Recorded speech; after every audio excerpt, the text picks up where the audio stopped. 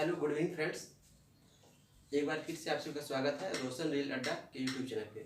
ये हमारा political lecture second है। इससे पहले हम लोग पॉलिटिकल फर्स्ट लेक्चर में अनुसूचियाँ पढ़ी थी, ना पढ़े थे बल्कि उसको याद भी किए थे।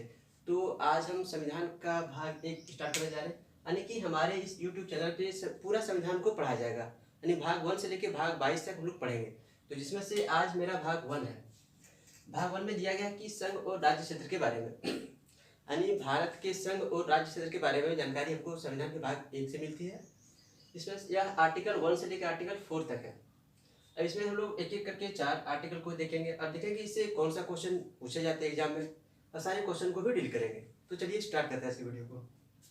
आर्टिकल 1 में दिया गया कि भारत अर्थात इंडिया राज्यों का संघ होगा, यानी भारत अर्थात इंडिया जो होगा राज्यों का संघ होगा, यानी कि सभी राज्य और केंद्र शासित मिलके इंडिया यानी भारत बनते हैं। तो उसी प्रकार कि भारत अर्थात इंडिया जो होगा राज्यों का संघ होगा। अभी वर्तमान में हमारे देश भारत में 28 राज्य और 8 केंद्र शासित प्रदेश है, यानी इसके बारे में जानकारी हमको कहाँ से मिलती है? संविधान के भाग 1 के आर्टिकल भाग मतलब संविधान के भाग 1 से उसके आर्टिकल 1 में मिलती है। आर्टिकल 2 में दिया गया है कि नए राज्यों का प्रवेश, यानी कि कोई भी नया राज्य का निर्माण जो भारतीय संविधान में मतलब भारत में किया जाता है, तो आर्टिकल 2 के तहत जैसे कि भाषा के आधार पर गठित होने वाले प्रथम राज्य आंध्र प्रदेश, गुजरात, नागालैंड, मणिपुर, मिजोरम, यानी कोई भी राज्य का निर्माण किया जाता है हमारे देश के अंदर, तो कौन से आर्टिकल के तहत? आर्टिकल 2 के तहत।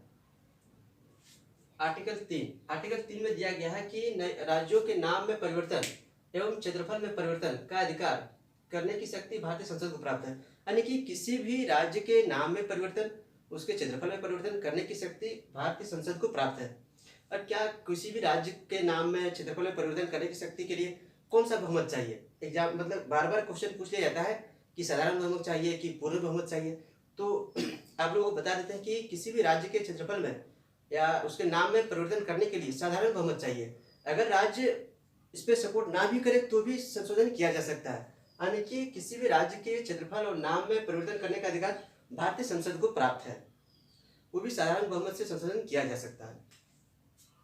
आर्टिकल 4 में दिया गया है कि अनुच्छेद 2 एवं अनुच्छेद 3 की व्यवस्था को अनुच्छेद 4 के अंतर्गत संविधान में संशोधन नहीं माना जाएगा, यानी कि आर्टिकल 368 की प्रक्रिया में इसे शामिल नहीं किया जाएगा। यानी भारत में कोई भी संशोधन किया जाता है आर्टिकल 2 आर्टिकल 3 में, तो इसको संविधान संशोधन नहीं माना जाएगा। इसके बारे में जानकारी कहाँ मिलती है? इसके बारे में जानकारी हमको आर्टिकल 4 में दिया गया है कि 2 और 3 के तहत कुछ भी संशोधन करते हैं संविधान में तो उसको संविधान संशोधन नहीं माना जाएगा। ये कौन से आर्टिकल के तहत? आर्टिकल 4 के तहत। तो इस प्रकार हमने देखा कि भाग 1 में संघ राज्य क्षेत्र के बारे में आर्टिकल 1 में क्या है, 2 में क्या है, 3 में क्या है, 4 में क्या है। तो इसमें ज़्यादा क्वेश्चन पूछे तो नहीं जाते, ज़्यादा क्वेश्चन आर्टिकल 2 और 3 से पूछे जाते हैं। आर्टिकल 2 और 3 से पूछे जाते हैं कि नए राज्यों का प्रवेश, कि भारत में राज्य गठन का कार्यक्रम फजल आली के नेतृत्व में शुरू किया गया राज्य पुनर्गठन आयोग की सिफारिश पर। इन्होंने पहली रिपोर्ट 1956 में सौंपी, जिसके कारण से भाषाई के आधार पर गठित होने वाला प्रथम राज्य आंध्र प्रदेश था। उसके बाद गुजरात का गठन किया गया, फिर नागालैंड का, फिर मिजोरम का, फिर मेघालय का। इस प्रकार हम जानते हैं कि नए राज्यों का प्रवेश जो किया था आर्टिकल 2 के तहत। अब भाषा के आधार पर गठित होने वाले प्रथम राज्य आंध्र प्रदेश, इसको कई बार पूछा गया, तो इसको आप ध्यान में रखिएगा। और इस सब पढ़ने के बाद इसको आप नोट डाउन कर लीजिएगा, और प्लस लूसेंट का ऑब्जेक्टिव बुक है तो उस पर आप लोग प्रैक्टिस कीजिएगा। और वीडियो अगर अच्छा लगे तो चैनल को सब्सक्राइब कर लीजिएगा, क्योंकि हमारे इस चैनल पे पूरा संविधान पढ़ाया जाएगा भाग 1 से लेकर भाग 22 तक। तो चलिए वीडियो देखने के लिए धन्यवाद।